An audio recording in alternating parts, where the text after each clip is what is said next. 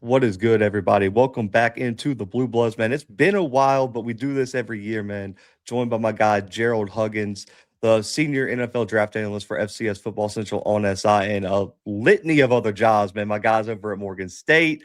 He's worked with the Shrine Bowl. I don't know how many other jobs my guy's got. He's the busiest man in college football, man. But we wanted to jump on here, talk about some FCS HBCU prospects ahead of the 2026 NFL draft. But Gerald, man, you've been staying busy. I already know the answer to this, man, but has it died down at all now that we're through spring practice and the draft's almost here? So all the scouting's over. Or are you still just as busy? Oh, just as busy. So right now, I'm planning everybody's travel. We already have a coach out in Pennsylvania, Delaware area. I probably go through about 100 high school prospects a day if I can, but that's on the high end if I ever get that much time to do it. So let's say between 50 and 100 prospects I look at to help, try and bring into Morgan State University. Hopefully we can build on our transfer portal that we had and our really solid recruiting we had at 26 and we go from there. But my main focus today is to talk about some guys that stuck it out, been at the FCS level for a very long time, and honestly, a lot of these kids were like the first group of kids I ever scouted before, ever. So this year means a lot. This is like my last crop of like that 2020, 21 class that when they came in as freshmen and now they're leaving. So it's a beautiful thing to actually come here and talk about it with you today, man. Let's do it.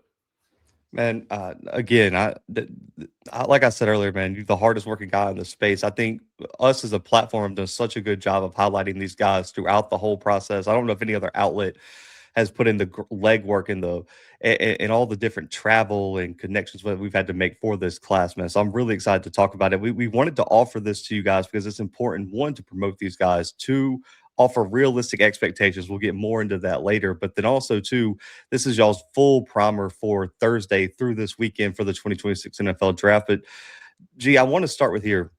We did an article about pro day, and we always talk about which guys that boosted their stock. And I think the testing numbers is funny because me and you do scouting reports throughout the year, but me and you talk offline and we're like, man, until we see this guy run a 40, until we see this guy have a vertical jump, until we know more information about these prospects, it's a little bit harder. And a lot of this information gets exposed. Man, who were some of the guys that really stuck out to you with their pro day performance that may have boosted their stock ahead of the draft? I hope when I say this, I want to be very intentional with my words. Dirty Dan, I've been calling Dirty Dan on Twitter for about a good month or two now. Dirty Dan Sabakowitz from Illinois State's wide receiver. Me and you have talked about him since summer scouting. He's been in my top 5 since summer scouting. It was a point where me and you were having a conversation about, okay, him and Lance, what's going to be that separator? And the separator is obviously Lance is just, top Freak. tier. Yeah, freak. It's just, and that's not a slight to Sabakowitz, who actually turned out to have a really, really, really strong pro day. 4.640, which me and you both saw on tape. He wasn't really a blazer, but he had a 1.53 10-yard split and a 2.56 on his 20. Which means he has good explosive and he's really good out of his stance. So that's good. That means he could condense that cushion right out of his stance. So that's a good thing. His 4.09 short shuttle and his 6.613 cone. That is, as you know, Blue, that is elite change of direction. Elite being able to sink into your frame at 6'2", almost 200 pounds, by the way. That is elite movement skills, lateral agility, and that translates to his film to where he's able to get out of his routes, in and out, stop ability, and on occasion he can condense that cushion quickly and get over the top of press coverage. So he had a great pro day. For the guys that watched him all year round, we knew he wasn't going to be a 4.40 guy, but that in and out, that change of direction, that lateral quickness, that's where he wins consistently. And who else? Let's go Delby. I want to make sure I'm pronouncing it. Lemieux. Am I saying that right? Lemieux, Correctly? yeah. I believe it's Lemieux. Yep. Interior offensive line from Dartmouth. So I would say you brought him to my attention because I saw him on the Senior Bowl list and I was like, okay. So I reached out to you. I reached out to my guy, Mark Gorzak. And I was like, hey, how you feel about the kid? And you spoke highly of him. So, if If you say, all right, G, go ahead and check him out, I'm gonna check him out. And I was impressed. I just think, obviously, due to our level, if he was at a different, different school, maybe different level, he would have been kicked inside. And he probably would have been a higher touted prospect because he would have had multiple years of film at that position. But and then when he went down to Senior Bowl, he did, he had a great job. Yeah, I think he played center almost full time down at the Senior Bowl. A little bit of guard, but I think he started at center for whatever team he was on down in Mobile. And that's perfect for him because, like, the thing about him that I was very, I won't say shocked, but some people care about the RAS score more than others. I think it's a good source. It may not be end all be all, but when you have a 9.3 RAS score, that's pretty impressive. And the speed grade was elite. I mean, 5 flat 40 with a 2.87 10-yard split and a 1.71 10-yard split. So that pretty much tells me that off the ball, he's explosive. I mean, he has that firm contact, firm initiator, and he moves fairly well laterally. So he's more of an inside zone kind of guy, duo guy, because he's probably the most technically sound interior offensive. He's most technically sound offensive lineman I've scouted in the FCS this year. He's good with his timing. He climbs with balance. He knows when to detach from his combination blocks and work to the second level. And I'm one of those, I'm a very straight shooter when I say, hey, if I didn't know about somebody and someone gives me a guy to look at, I always want to give credit. So you and Mark Gorzak, y'all gave me, I love his film. So I think he's one of those guys that he'll be a priority for somebody, and maybe someone may squeeze him late day 3. But I think off the testing alone and that high RAS score, you have to at least take a look at him. And, obviously, I want to shout out, I'm what, people could say I'm biased, but realistically, I am not biased when it comes to because if that's the case, I would put Eric Hunter number 1 for everything that I ever did, and that's not the case. But I will say he did what he was supposed to do. And the thing about it is that people don't know that scouts were estimating that he was going to run a 4.6 40. Like a 4.63 was his estimated 40 time from the scouts that I've talked to. That's wild. And he goes out there and he runs between a 4.48 and a 4.5 flat. Now, this is laser, by the way. So this isn't, I know some pro days don't have laser, so it could vary, but he legit is a 4.5 flat bare minimum athlete, or 4.48. That is, in pretty much, like we said before in the article, he ranked top 5 in multiple categories for linebacker play. And at 6'3", pretty much 200 and almost 30 pounds, that's what the new school linebacker looks like. 4.4 40, 4.48 40, 2.66 20-yard, and a 1.58 on the 10-yard split. 4.21 on the short shuttle, 37 vert, 10-10 broad. Man, I mean, that's what you're looking for that new age linebacker that could run, hit, cover, and be able to break on anything going across the middle or underneath. It's just, he did exactly what he's supposed to do. So Eric Hunter from Morgan State linebacker. And I want to give a little love to Maximus Pulley. Another late find. I believe we were at the Legacy Bowl. He was like, hey, Yep. G, like, there's a kid, just put him on your radar. I said, okay. And I love this tape. I mean, I gave him a draft grade as specifically as a nickel player. He is draftable as a nickel, and his testing was fine. I mean, 4.5 on the 40, 2.59 20, 1.52 on the 10-yard, 4.25 on the short shuttle, 38.5 on the vert, 10.3 broad, 7.23 cone. He tested exactly how you would want. I mean, your nickel safety to test, and he is really. I mean, we get into like his report. I mean, if you want to check the report out, you can look at it on the website as well for everybody that's listening. But his report translates to his numbers. And that's my biggest thing with the numbers thing. Like, when the testing, does your testing translate to the film? Now, me and you both know there are some guys that have run some insane 40s, ran some different times that were just like, I never saw that on tape. So now it makes you question, like, what is it? But ultimately, we try not to make the testing end all be all. But for a guy like Maximus Pulley, his numbers translated pretty much hand in hand to his tape. And then it was just like, okay, you're already a draftable talent. Worst case, with those numbers, you are one of the first people they call after the draft is done. That's probably where he falls, right? Because I mean, I think he's different because like he's different than Rob last year, who was also a nickel safety prospect, but he doesn't have the size that Rob has. He's much more compact. And I do think it is interesting though that he does tackle well when he's in the box. Like open field tackles, he struggles, and I think that's why you want to put him in the box and more like a nickel spot is because in that box he's going to make the play. And I think you saw that with not just his stats, but on the film too. But going back to Eric, man, you talk about the 4.4. I mean, the fact that he was the fastest kid at the HBCU showcase this year compared to wide receivers, running backs, corners, safeties, and there really wasn't anyone that was even close to him. Just shows the level. Like, and me and you talked about this being at the Legacy Bowl, and it was even kind of like that at the American Bowl to a point. Is there's guys that don't belong, and we see that every year. Elijah Williams didn't belong at the Legacy Bowl last year. He was so leaps and bounds better than anyone else that was in attendance. And it was kind of like that with Eric this year, where if all the prospects walked in, you could point them out and be like, who is that kid?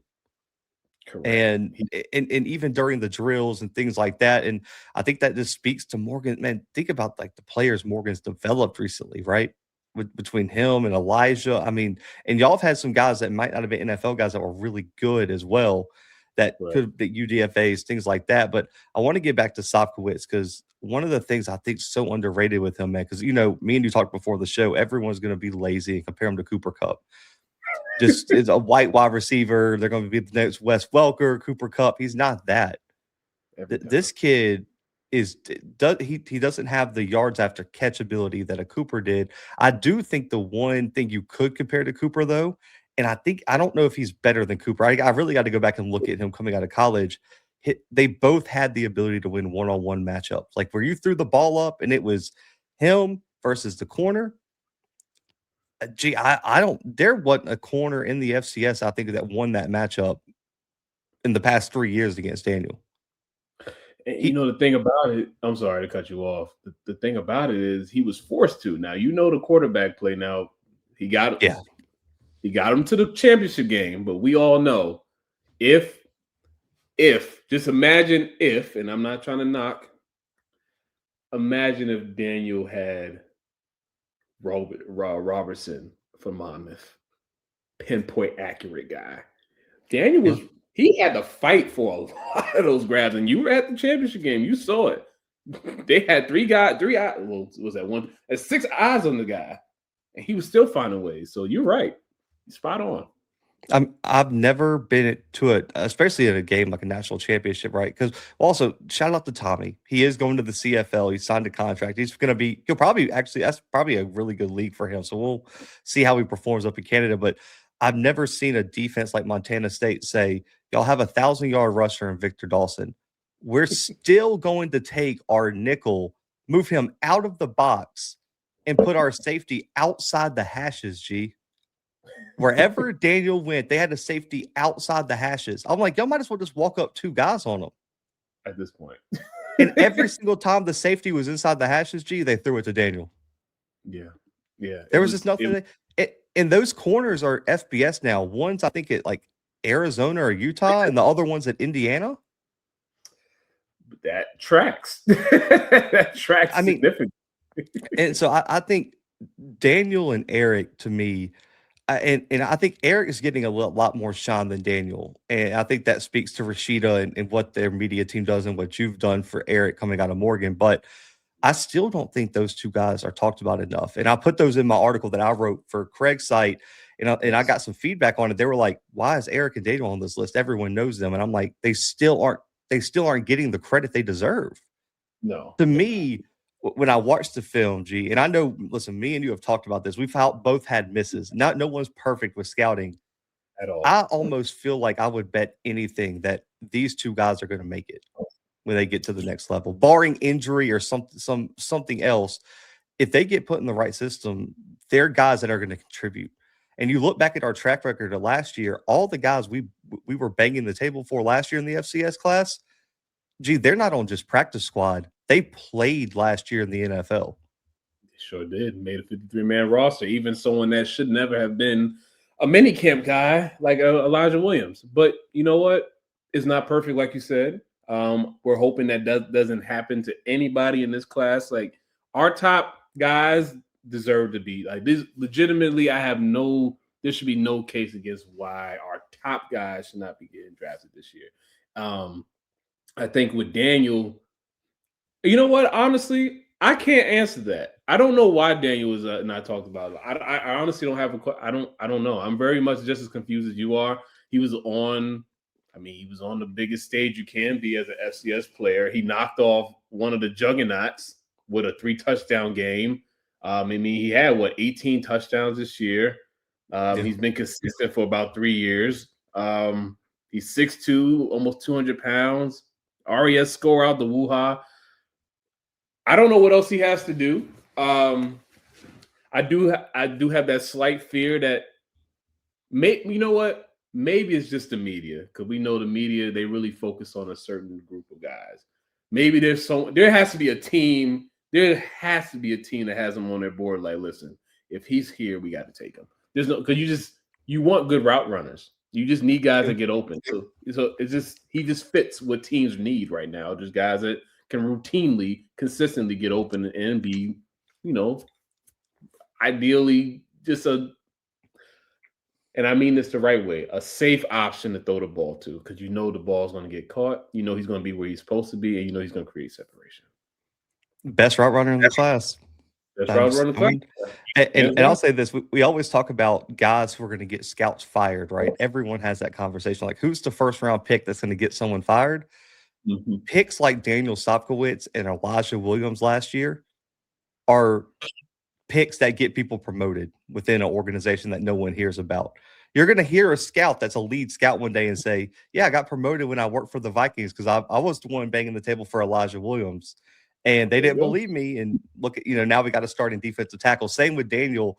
But I do want to move to a more polarizing prospect. The most polarizing prospect in this class is Cole Payton out of North Dakota State at quarterback. I mean, we talked about it before the show, and I know you're going to have an article about this. I've seen second-round projections. I've seen fourth-round projections. I've seen sixth-round projections. I've seen undrafted projections. You either love this guy as a prospect or you're just not a believer. There's really no one that sits in the middle here. What is your take on Cole Payton?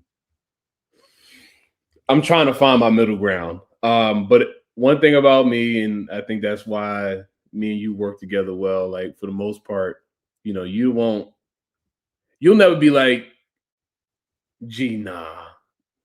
Like, but you'll also say, like, if you feel like there's something I'm saying that may just be like, you sure about that? You will let me know.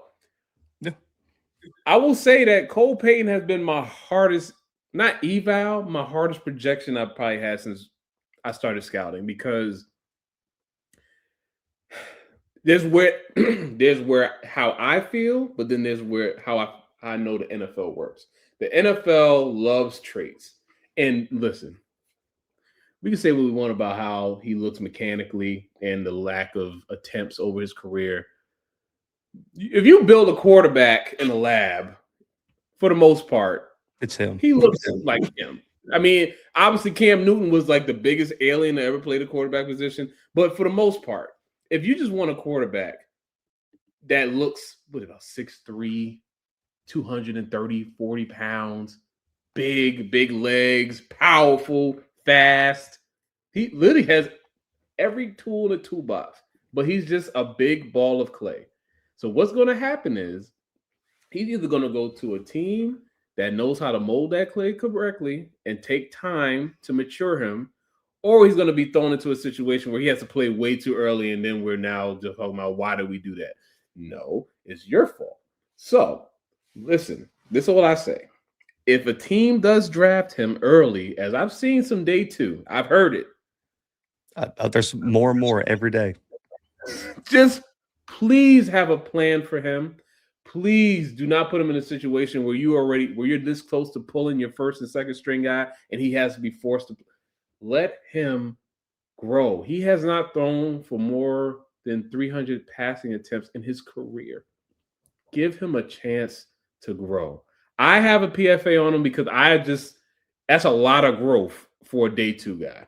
Now, how I feel, compared to what the NFL will do are two different things. I feel like, well, I'm sorry, I believe the NFL will draft him rather early, probably early day 3 at the worst. That's how I feel. Yeah. If it was me, if it came down to it, I'm a team that can use a swing at quarterback. I'll probably use him late day 3 or PFA, but it's just a lot of mechanical things that just need to be fixed because that's just due to him not being a starting quarterback for a long time. Now, has he played football? For sure. He was, I mean, I'm not going to say he was their best runner for the past 3 years, but he's close. He's up there. I mean, he was very serviceable as the come in, change of pace runner, could throw the occasional pass. But then when he got thrown into the spotlight to be the everyday starter, he didn't do well. He performed fairly well. It's just, now also people are going to knock him for having one of the best athletes in the world on his team. I mean, that's not his fault.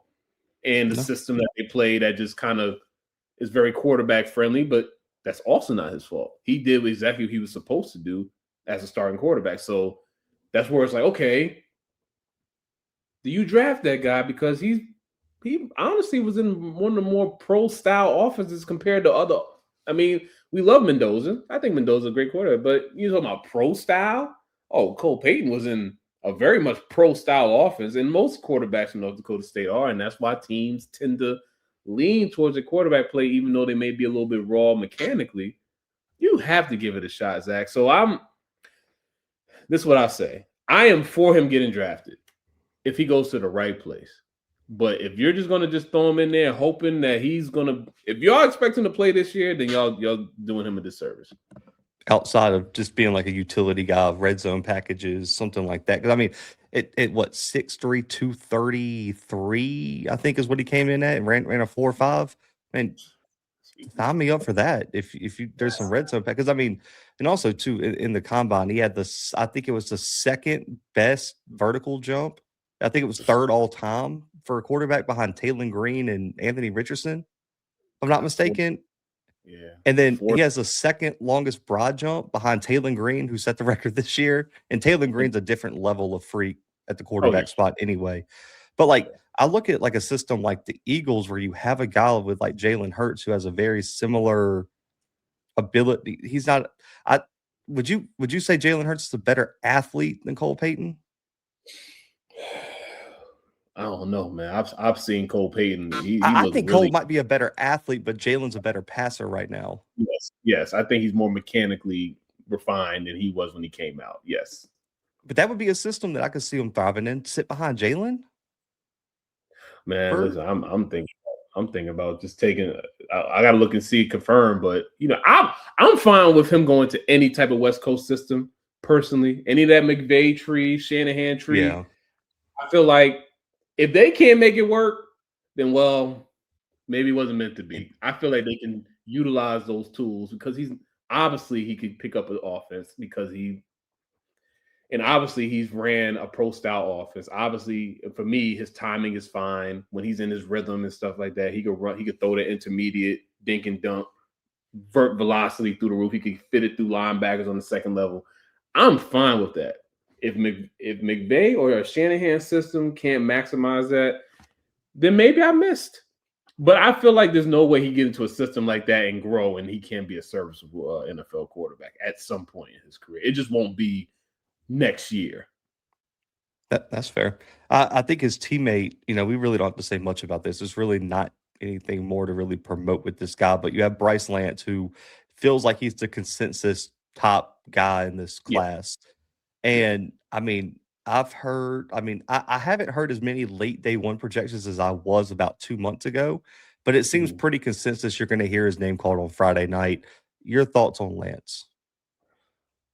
I mean, he's been pretty much my number one guy. I kind of was teetering with him and Dirty Dan for a while, but at the end of the day, I'm going to lean on that upside of that athletic ability. And that athletic ability is not going anywhere for the next 6 to 10 years. So you want to bank on that. I have him right now as like a fringe, adequate starter, high-end NFL rotational prospect. I'm still here with it. Do I feel like he could be an adequate starter, field stretcher early in his career, probably as a Z, until he works on, trying to defeat press? Because that's one of the few weaknesses, quote unquote. I just think, his release package could be a little bit more refined, and he could just become a little more refined as a route runner. But if you're talking about taking the top off the defense at the height and weight and speed that he has, I mean, it's by far, there are teams that need that. So he's another one that I think could be utilized well in a vertical layered kind of West Coast offense, or like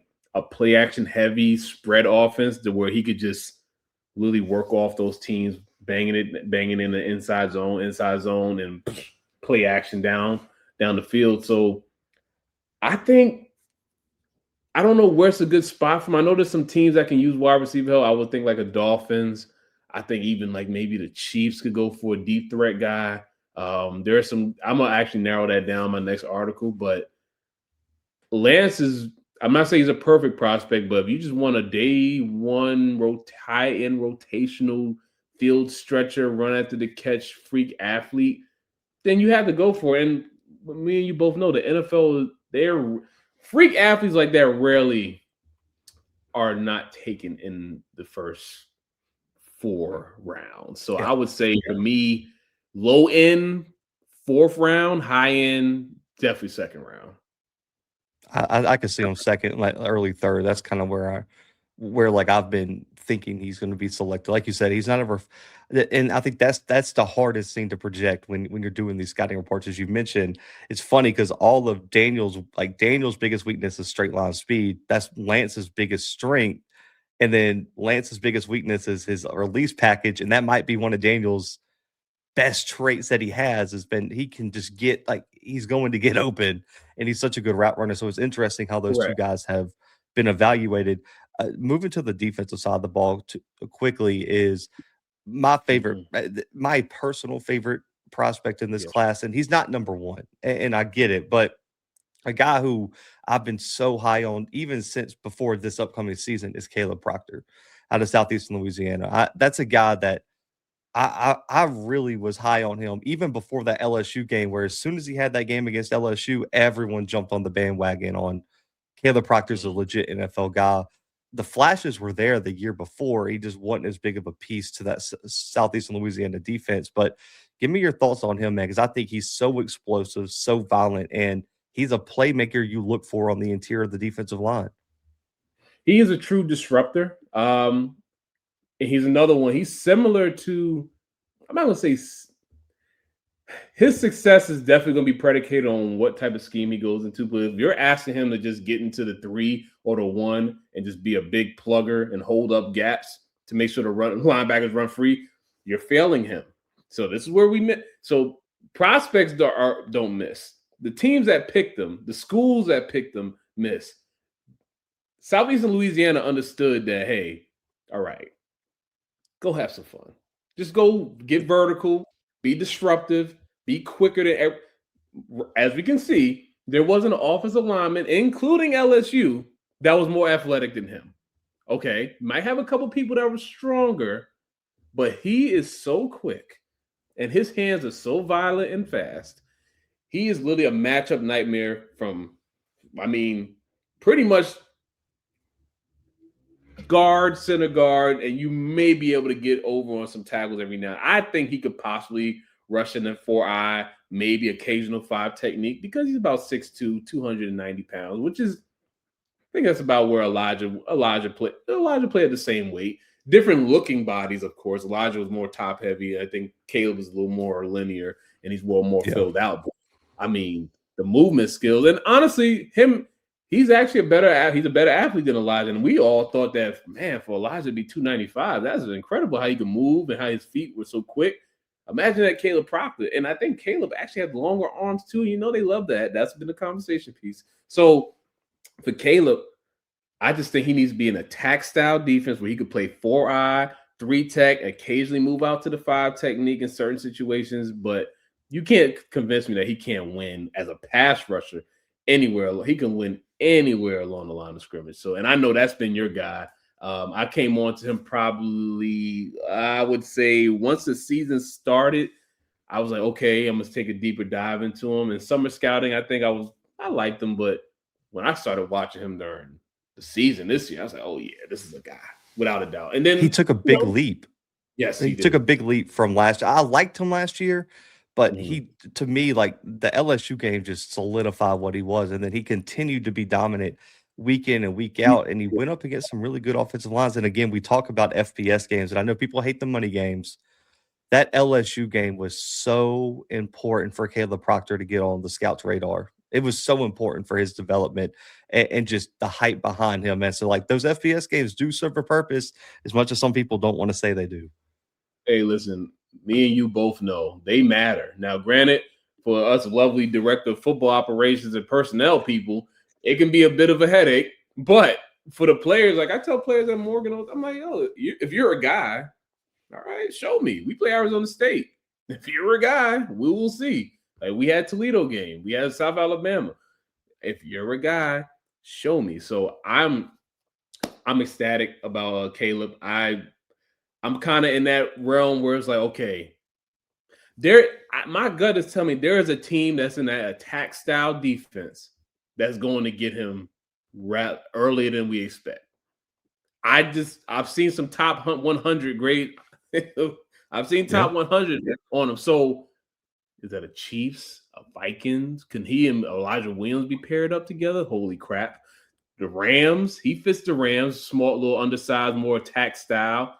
Could he be a Bear or even the Broncos? Like I like those fits for him. So Could you imagine going to the Chiefs? Because his best spot for me would be you mentioned the attacking style, but what if he has an elite partner? Like, Chris Jones is getting all the attention. Do you know how many one-on-one opportunities a rookie Caleb Proctor is gonna get? mm, mm, Do you know what he one-on-one, would do? it's gonna be fantastic. Him and Elijah would be great together. I don't know, like, that would make me happy as just a fan of Oh, these guys. Like, oh God, I might be a Vikings fan at that point, but has the to the happen. the last top 5 guy before we get into some sleepers and the last bit of the conversation is Charles Demings, which I'm gonna be honest, like, I was slow to come around on him as a prospect. Uh, like, our first top 5, what was it? Like, I think our first top 10 was just before the season, like, mid-August. I was Mhm. like, "Maybe." I Yeah, don't know who I would replace him with, but I was like, "I just need to see it." It took, it about mid-season, I started to come around, but it was really his Senior Bowl performance and me watching him in person, seeing him in person. Because my biggest question was, how, like, what does he look like? Is he long? Can he be physical? And I thought he performed well at the Senior Bowl, and then he goes to the combine, runs a 4.41, 42-inch vert. He checked all the boxes for me athletically. I've come around now. I have no problem with him being your top defensive prospect in this draft class for FCS. yeah. It took me some time too. That Houston game was a little rough. So I do take those FBS games pretty heavily. But everyone has one or two that's just like Eric had his, Charles had his. Everybody seems to have one of those. Even Lance, I believe, versus Colorado was okay. Everybody has a tough game versus FBS. It's just a lot of things go into that. So I'm not making an excuse. I'm just giving a explanation of, hey, I view it a certain way, but it's not end all be all. But end of the day, what what hasn't Charles shown that he cannot be a draftable a cornerback compared to what we're seeing other guys like over 6 feet, long arms, a 4.4 speed, physical, can play man coverage and zone. What else is there for him to do? I mean, yeah, there might be a little tightness in his transitions, but if you put him in a situation where he could play a little off, or he could play up, he could play close, or maybe maybe a soft press or something, play the feet, get a little physical, or play some zone where he could just match up. Kind of similar to what Philly likes to do. That's kind of one of the sleepers. I don't know if they have the draft capital to do it, but that's a nice place I like for him to go. Probably Philadelphia. Carolina's another one of those places where they like those longer physical corners that can play match zone. Packers is another spot. The Saints and the Rams. I don't know. The Rams on here a lot. I don't know. Something about the Yeah. Rams with this fits that they have for FCS guys. Oh, well, technically they do a good job of finding some FCS guys and making them pretty productive. So that's something to probably consider. So Charles is I've been teetering between who is a better defensive prospect. I think, is it fair to say that Charles Dimmons is more of the prototype than Caleb Proctor is, technically, just based Yes. off the Caleb is not 300 pounds and more put together, but Charles is just, when you look at corners, I mean, Charles Dimmons is what you want your corner to look like. He's a scheme versatile, alignment versatile. I think you might be able to big nickel him, because I think he could be he's pretty strong. He plays strong. So you could probably kick him inside every now and again. And you know how that goes. Corners turn to safeties later on in their career, and you can't tell me that might not be a bad transition after the second contract. Yeah, I think the biggest, and I know people, you can't scout intangibles really, but I thought it spoke a lot to me too, man, because you see leaders emerge at these all-star games, especially the bigger ones, and it's never the FCS guys for the most part. And the fact that Charles was the guy at the Senior Bowl, like I'm talking about just talking to people around the like when they went off the field, he was leading the post-game conversations, the breakdowns. Like he was the guy everyone wanted to be around. To me, that just spoke at like that matters to NFL teams, man. They want guys that are going to be good locker room guys, and everybody I've talked to has nothing but just amazing things to say about him just off the field. And I think that's important, man. I don't think people talk about that enough in the process of scouting, like just in terms of leaderships and intangibles. But I think Caleb Proctor's upside is higher, in my opinion. Like if you're just asking me from what I've seen, but me and players don't always get drafted high based on upside, traits, measurables. How do you fit our scheme? And I think Demings checks a lot more of those boxes than Caleb does. And so I think that's it's kind of a similar situation to Lance and Salkowitz on the offensive rankings, is where me and you both think Daniel has this insane upside, but Bryce is the prototypical NFL wide receiver. And I think you see that theme emerge through here. But man, the last two things, I do want to talk sleepers real quick. Who were some guys that, as you've went through this process of scouting, may not have been on your radar when you started, but have emerged through pro days, all-star games, people you've talked to? Who are some guys that have popped up on your radar as of late in this process? So I spoke about two of them earlier, Maximus Pulley and Delby Lemieux. I want to give a shout out to Sam Hagan.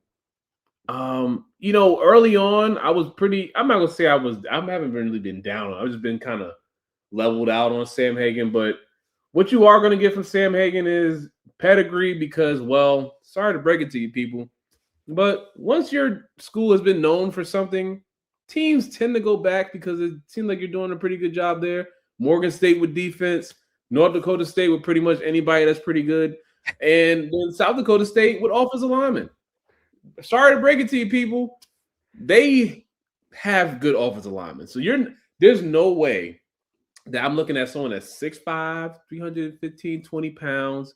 He has an 8.28 RES score, which is, I mean, for someone that big, I think he had he didn't do the 40, but his 3-cone was good. His shuttle was fine.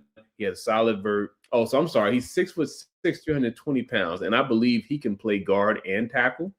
I think he could have some scheme versatility. I think he actually may transition to being a way better guard, because he's just a massive human being. For those who haven't seen him in person,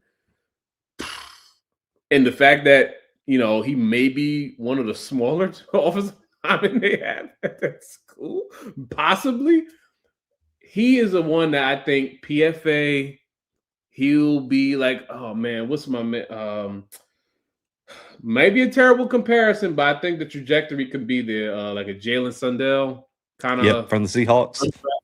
Undrafted pedigree kind of pick. Slot him in. You're like, okay, oh, he's pretty good. Oh, he's pretty good. I think that could be him in a certain scheme. I want to say I'm going to lean on the PFA. I'm not going to lean on the draft. I don't have a draftable grade on. I do have a PFA grade on him, but I think if he does kick inside to guard, I think he may have a way longer, way more productive career in the NFL. And obviously, we have to talk about our guy, Michael Wortham. Yes, I was hoping you were going there because it's been Yes. he ain't getting enough Go credit. ahead. He Oh ain't getting man, enough he is. credit. I mean, No, the he's. most I mean, versatile player in the draft, in my opinion. by far, by far. Like he could throw, he could run, he could pass. I mean, now some people look at that as like, so what is he? I'm like, listen, man, he's a weapon. He wouldn't be the first gadget, quote unquote, gadget receiver that has been brought into the NFL. You can line him up at running back.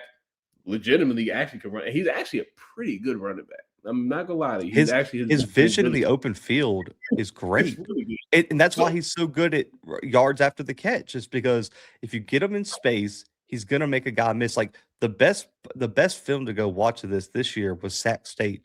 That Sac State film, man, he he did killed. everything in that game. And you have special teams upside with him. Like you can just put him at punt and kick return, and he's gonna go make a play. That's why you have to bring it. Now, is a team going to draft Michael Wortham? Do I believe so? I don't know. 5'8", 180 pounds. Sixth, seventh round, I think you could see because I look at Junior Bergen last year, who was a similar prospect, but I think Wortham's a better prospect than Junior Bergen was, and they took a chance on Bergen in the seventh. Oh man, so okay, so I gotta ask you, just throw it back to you a little bit. Woo! How does he rank between him, Efton Chisholm, and Lan Larison? I know I'm putting you on the spot, Oh but Jesus! is he number So one out of the three? no. Okay, so this is why it's hard. It's because him and Efton are so different because Efton's been a receiver his whole career. Like that's the hard comparison, right? And this is why I think people take a chance because Bergen was a receiver his whole career, right? But Right. we saw Wortham play true wide receiver for one season at college. This And is he true. goes for 1,000 receiving yards. In my Yeah. opinion, and listen, I thought Ayat had a good year, but that Montana's like for a Montana wide receiver going for over 1,000 yards, like that's so impressive in that It is. conference with the level of competition they play. And the biggest thing for me with Wortham Yeah. is you've only seen it once, G, but I think what teams are going to look at is similar to Lance is where's his ceiling at? He's played receiver Yeah. for 1 year. How much more could he grow as a route runner? How much more creative could we be with him? And you could put him on special teams and get value out of him. That's why I would put him over Bergen. I think Larison, okay, I wouldn't put him. I don't know. I think I might put him over Larison just a little bit. And you loved But also Harrison but also so too, much. it's also two different things, right? Because Larison isn't playing receiver. So I think as an Right. athlete, I can't put him over Larison. I still might take Larison's just overall athleticism because I think what Larison offered you, G, is that he was so physical too. He He was was so physical. physical, like he could run you over. Michael Wortham is just going to go out in the open field and make you. Michael Wortham ain't running you over at his size, so that might be the No. difference. I like, and this might be a cop out. I like Wortham's agility. I like Larison's overall athleticism, if that makes sense more. That makes sense. And I just think Efton was just, he was a pure receiver that was Right? Yeah, just really good at getting open and run after the catch. And Efton. he The better yeah, comparison he for was level. the better question for Chisholm would be: are you taking Chisholm or are you taking Daniel?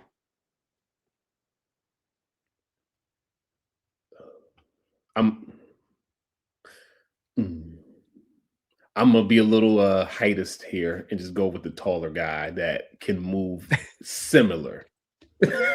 I think Efton had the straight lines. I think I got to look that up. Mhm. I want to say Efton and Daniel might have had a similar 40, if I'm I not thought mistaken. Efton might have been a little bit faster straight line. Okay, 'Cause I want to make sure before I say that. Oh, I I'm gonna lied. come I lied. Chisholm back. Chisholm ran a 4.7. So Daniel has the straight line speed. Wow, yeah, I'm going with Daniel, but I did not remember him running a 4.7. Yeah, but also his short shuttle was a 4.04. Oh, all right, Chisholm's all right, was, yeah. and his three cone was a 6.7. Okay, so yeah, it's just we know this is what gets you open. I'm trying to tell people just doing this straight, just going straight does not get you open more than I'm just so going I'm so lateral. glad you mentioned Wortham though, because I like I tell people 7th round to UDFA is where I have them. I think the only reason you see them go in the 7th is because someone doesn't want to bid on them in UDFA. Like they don't want to risk losing them in UDFA. That Oh, would for be sure. my argument for that. And then the last guy, I do want to mention this guy because I heard from some people that he was getting more attention than normal was Derek Robertson at Monmouth at quarterback. Yeah, you got you know what? I know everybody talks about Cole Payton, and I'm guilty of it as well. But I wrote my report on Robertson. I think he's not going to wow you by how he looks. I promise you, he's not like he's not as visually appealing as a prospect as Cole Payton, but he gets the ball where it's supposed to be at a higher clip than most quarterbacks in this draft. And granted, yes. Now, Zach, as someone that has to compete against Monmouth recruiting wise, their receivers are really good, and a lot of them came from the Maryland Always. area. Yeah. So they're really good. So yes, is that a knock on him? No, not at all. He gets the ball exactly when he needs to go because guess what? He knows his receivers are going to be where they need to be and to get yards at the catch. So do you want that? If you want a point guard, a high level distributor point guard in your offense, maybe you want to let them sit just to figure it out a little bit for maybe a year. But you can't tell me that Derek Robertson can't be a QB2, QB3, and maybe a spot starter every now and again. And if I just, in worst case, obviously, people want to just say, "Oh, you can just go to Canada." Yes, but I think he's one of those guys you have to give a shot at in the NFL because he's poised. He doesn't mind taking a hit, and when he's in rhythm, he can heat up very quickly. So I kind of been teetering on the mini camp PFA with him. I think I'm probably going to land on the PFA. And I believe he's going to be someone that a team is going to be like, man, he's smart. He gets the ball where it needs to be. If we put some talent around him like he's had most of his career, why not? You know what my pro comp is for him? Go ahead. Austin Reed. That's a good one. I think because they're about similar size, gunslingers. Now, the only thing I give Robertson the edge over Reed was Reed put the ball in harm's way a lot more than Robertson did. Yes. So he's a less turnover prone Austin Reed. And listen, Austin Reed got his shot in the NFL, and now he's a record setting quarterback in the UFL. I wouldn't be mad if that was Derek's trajectory. No, I think that'll be fun. I mean, I think he will. If he goes to the UFL, I don't see him being there long. I feel like the NFL is hungry for quarterbacks that know how to throw the football. I know that sounds crazy, but as we've seen, there's more than a few quarterbacks that just don't know how to be a quarterback. But we're trying to force them to play quarterback, or we're trying to force them into these systems that are asking you too much of them. So if you have someone that I have his strength, he's an accurate rhythm thrower. The zip on his short concepts are there. He has a very good layered ball placement, touch on the deep throws, and he has functional mobility. You can work with that. My comp for him was Jake Browning, and Jake Browning is the spot starter. So he's a West Coast quick game play action kind of hybrid scheme fit. Listen, and I know I mentioned the Shanahan, the McVay, because most of the NFL is Shanahan, McVay for anyway. So it's like, okay, the schemes are all pretty similar. So it's like if you have a quarterback like him that would thrive in that system, you have to give him a shot to come in and just at least see what it looks like. It's not hurting you to sign him as a PFA. We all know that.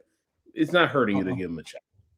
And a 4.68 on the 42 for a guy that I thought, I was so embarrassed because I've been on record on our shows during the season saying Derek Robertson cannot and will not run. And now I look like an idiot because this dude goes out and runs a 4.68. In your defense, he didn't have to. Now, I said he had functional movement, but functional means okay. Joe Flacco was slow. You know what? Think of remember Jared Goff before he started really getting hit a lot. He could Yeah. move, but eventually he was like, you know what? What do I gain from this? I'm just going to throw the ball away, or I'm just going to just get into the ground, or I'm just going to say, Sam play a little Darnold, bit another day. Sam Darnold at USC moved a little bit, but now he doesn't Yeah. do as much of it. Now that he's 28 now. Yeah, it's just eventually you just need to have someone that can functionally move out of disruption. And I think Roberson can do that. And also, we'll see. If it's all about situation with guys like that, because he's a good college quarterback that has upside due to the fact that he knows where to put the ball, when to put the ball, and how to put the ball in the places where his receivers could thrive. And I think I have one more I want to just put out there before we get Malachi Cooper. He tested okay. I think I have him here at 5 flat on the 40, 176 10-yard split, 4.7 shuttle, 7.6 3-cone, 9. So if you look at his numbers testing, one, yes, it does tell the story of him. But guess what? If you put him in a situation where he could just be a big 4-eye, hold up the run, be powerful, be sturdy, be firm. These numbers translate to that. I know everybody. I get it. I like RAS too, but some positions in certain schemes where I believe he is an odd front, defense end is a 4-eye. I believe at what 6? What I have him here at 6 foot, 6'5", 290 pounds. I believe he has the ability to be a solid 4-eye for a team. Now I have him as a PFA. Now, the common, let's see, the best, I want to put them at the Steelers because the best 4-eyes I've ever watched are Steelers. But teams like that really want a 4-eye that could just be a space eater, but also show a little juice off the edge every now and again in the pass rush. Malachi Cooper is a sleeper. And I don't see why not. I like it. The last two things I want to address. One, just a quick conversation because I think you do a really good job, man, of advocating for these guys, giving them the attention that they deserve, the national media coverage they deserve, while also being realistic in your evaluations of these prospects and setting people's expectations. I think there's a lot of people in the media space, particularly the HBCU media space, that really struggle with this. Yeah. Because I think me and you first laughed about it with James Houston, where there were a handful of people saying that he should have been a first-round pick and he was better than Aiden Hutchinson and, all this kind of stuff. And it just devolved from there when he had that breakout run at the end of his rookie season. I think James was a great player. He's still in the NFL, if I'm not mistaken. Yep, but sure is. At the same time, I feel like there's a way to advocate for players without being unrealistic. Because I've heard stuff like, and I don't want to name the players, that certain running backs are locks, even though they ran a 4.9 40. And that, and me and you are so high on Eric Hunter. Eric Hunter should be a guaranteed second-round pick. And, this quarterback should be a guaranteed lock to get drafted. How do you balance being realistic, but also being an advocate for these players? So the thing about me, it took me a while to even get to this point. But when I first came out, I was so gung-ho on promoting the small school guys that I lost sight of the bigger picture, which is I need to learn from the league that they're trying to go to. I need to learn how they view things. Now, granted, I view things a certain way, you view things a certain way, but realistically, there aren't too many running backs, for example, that are running a 4.9 that are walking around the NFL. It's a very, I don't even know if it's rare. I don't think that happens. So my thing is, it doesn't happen. So realistically, right,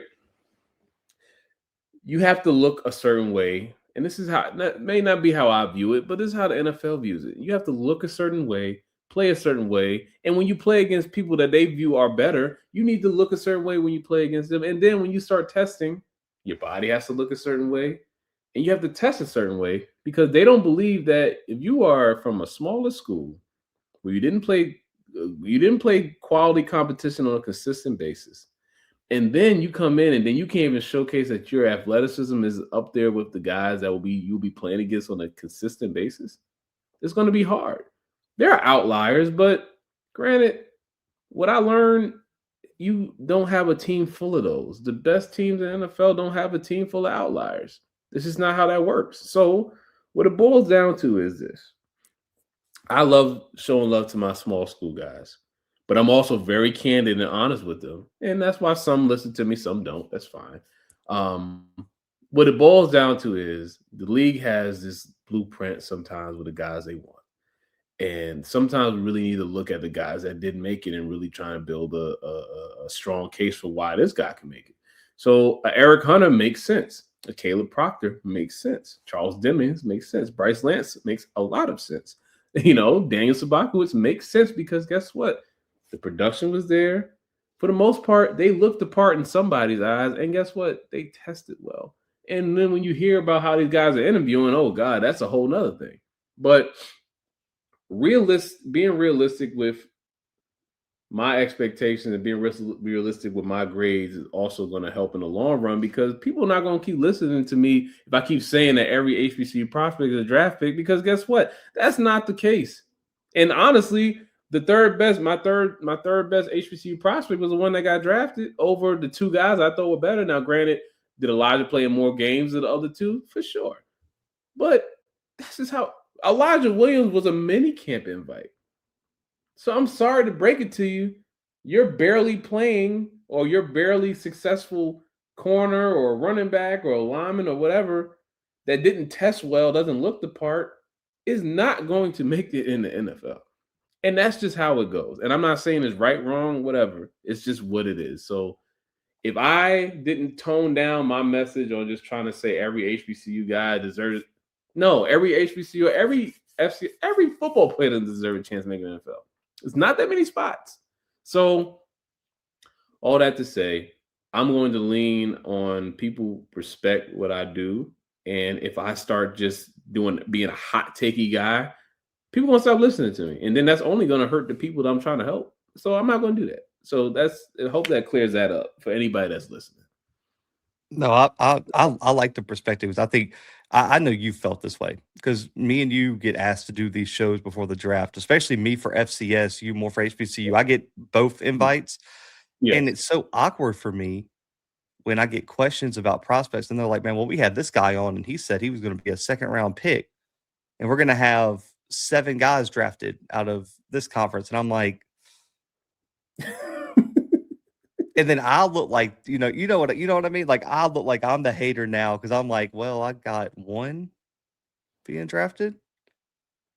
It's just an awkward conversation at that point. So I do think I wish more people in media would understand their platforms and their reach. And if we really want to advocate for these guys, we got to be realistic. Because like you said, no one's going to take anybody seriously in the space if we all just throw out these insane projections. And so the last question, being realistic, how many FCS HBCU guys should be taken in this year's NFL draft? I'm just going to, you know what? I'm just going to lean on my grades and I'm going to call it a day. I have 6 guys with a draft grade, but and that's just me. That's how I feel. Now, who do I feel? How many do I feel the NFL will take? I believe the NFL will take between 4 to 6. 4 to 6. 4 at the low, 6 at the high. And that's not including the guys that transferred. I'm talking about the guys that have finished their career at the FCS level. I believe 4 to 6 is the number. And that, as painful as this feels, that's my gut. I'm sticking with it. 4 to 6. 4 to 6. And I say right now, if I had to bet on my top 4 will probably be Bryce Lance, Charles Demings, Caleb Proctor, probably Eric Hunter. And that's only because for some reason Daniel Sabakowicz is not being talked about a lot. But if I had to go 6, my 6 would be Bryce Lance, Charles Demings, Daniel Sabakowicz, Caleb Proctor, Eric Hunter, Cole Payton. And I have a draft grade on Maximus Pulley, but that's all depends on how the teams view him. But overall, I think 4 to 6 is the number. And we're just hoping and praying these guys get that bonus money and get those guarantees and get a solid contract after the draft. Because you know what? Sometimes, Zach, it might be the better option for some of these guys to make it maximize their money because For those that if y'all don't know anything about the contracts, go look on Spot Track and start looking at what a 6th-round pick makes compared to like the top preferred free agents. Yep. You don't get me wrong, and I say this here. I want Eric Hunter to get drafted. He deserves to get drafted. But if he can make more money as a preferred free agent, okay. And pick a better fit. Because we talk about fits, right? Caleb Proctor, if he might get drafted in the 7th by a team that doesn't want him, right? But if he got to be a PFA and pick a perfect defense for him, how much better? Now, listen, I just use Proctor as an example because, in my opinion, he's a lock to get drafted. I think the locks are Bryce Lance, Charles Demings, Caleb Proctor, and I think Cole Payton's a lot for me. I'm a little bit higher on you than him, but I think 4th, 5th round is where I would have Cole Payton. Just that's where I would draft a developmental quarterback. Those are my 4 locks. The maybes, Daniel Sopkowitz, Eric Hunter. I think Michael Wortham's a maybe for me. I'm just trying to think if I missed anyone. Like a Pulley's a maybe for me, and a Robertson's a maybe for me. So, like for me, my number would be 4 or 5 to I think 10's probably the max we could see. Gotcha. Yeah, and that's if to get to 10, we need Wortham, Robertson, Hunter. We need all those guarantees to hit. I think the realistic number is 4 to 8. I think that would be the spot, because I think we've been hovering in between 6 to 10 for the past 4 or 5 years, and that's including some of the guys who transferred, which we're going to have some of those like grad transfer guys that count toward that too. So, but I think if we're talking true FCS guys, 4 to 8 is realistic. I think 10 is if we get lucky and people just start grabbing FCS guys. Like, because you remember last year we had like a long snapper get taken. Bergen went in the 7th round. Tommy Malott got drafted out of nowhere. Cam Miller. And so, like, if we get a run like that, that's how we get to 10-ish. But I think you're right. Like, somewhere in that 4 to 8 range is the sweet spot, I think, this year. Yeah, I think I really do believe Cole Payton will get drafted, regardless of how I feel. I want the FCS guys to get drafted. So here, I just have my grade, but I have my gut is telling me he will probably get drafted, and I'm fighting. Really, I'm fighting. I'm generally fighting in my head about what's best for Daniel and Eric, because I know it might be better for them to pick. It really, because here's how I feel about Eric, because I don't know who represents Daniel, so I can't speak to him, but I know Rashida is going to set Eric up for success because she's done it with all her people. It would be great for her to be able to negotiate a good spot for Eric, because me and you both know if he goes to the right spot, 53-man rosters in his future. But what happens if he goes to a scheme that they want to like stick him down as like a stand-up edge or put him in like a weird spot, or you know what I mean? Like that could be. Might end up like one of my favorite prospects ever, Mikey Victor, who went to the Patriots and he's his own coverage corner. Now, is there, and this is the last question, I know you got to go, but outside of Eric, because me and you both agree he's the guy for HBCU prospects, is there anybody else that's a stretch, or if there's not a stretch, who's next behind him that might be a top UDFA?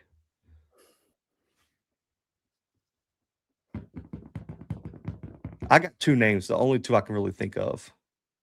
I will say it's really hard to play in one of those major bowl games and not be picked as a PFA. I like Jared. Yeah, like his process has been so interesting to me because I kind of haven't seen him in a while. And the numbers I've been hearing from his pro day have been up. I don't know which one is which. I've heard the range from 4.4 to around 4.6, which is a huge range. So I'm not sure how the teams view it. As for him, like if teams ran a classic Tampa 2 Bucks scheme, he would be fantastic in that. And I think just off the intrigue, you have to kind of go Quincy, even though he did not test how I thought he would test. That's the 2.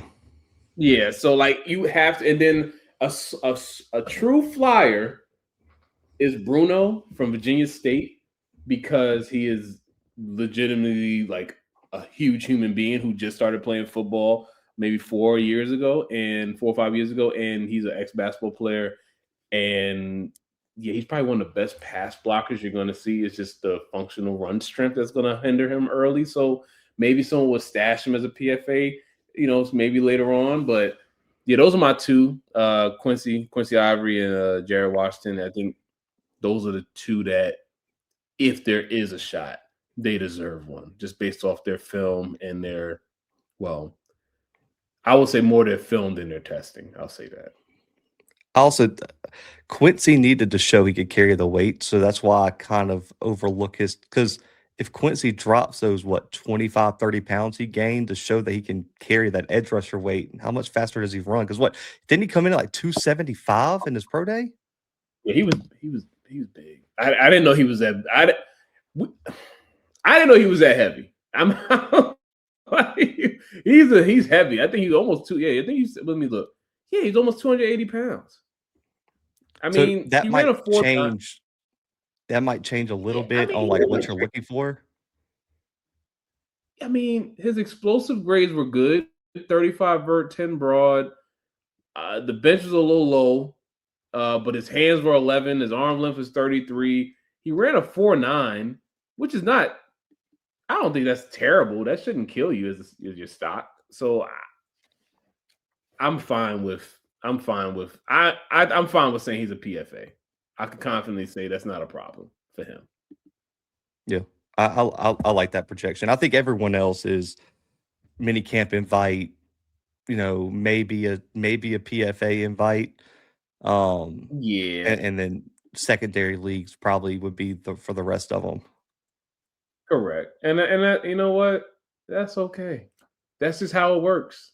And guess what? If we missed on you, well, we probably ain't missed on you. It's just that teams view things differently than we do. But at the end of the day, you get your opportunity. That's all you're fighting for. Just like I told them at the HBCU showcase. I said, hey, most of y'all here are fighting to get an opportunity to play on the next level, to be in someone's camp. So you might want to take advantage of it. And I think for the most part, they just got to be okay with that. And there's nothing wrong. I just think that what it boils down to, Zach, we know the landscape. College football has changed a lot. A lot of the top guys are leaving.